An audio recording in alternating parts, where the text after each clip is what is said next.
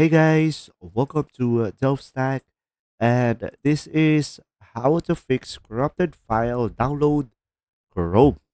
So, guys, if you ever find yourself in this situation, what you could try to do is, of course, select the three dots on the top right corner of the screen, and now over here you could just simply go ahead and go through the settings.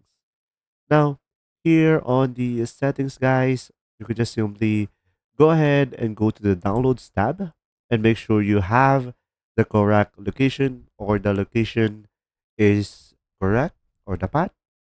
And from here, you will have filters over here.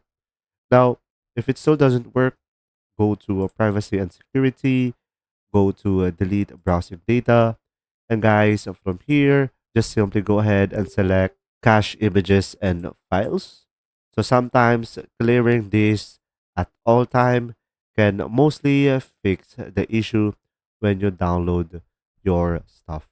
Again, so make sure to delete data and make sure it's all time and try re-downloading again your file. If you found this video helpful, please like and subscribe.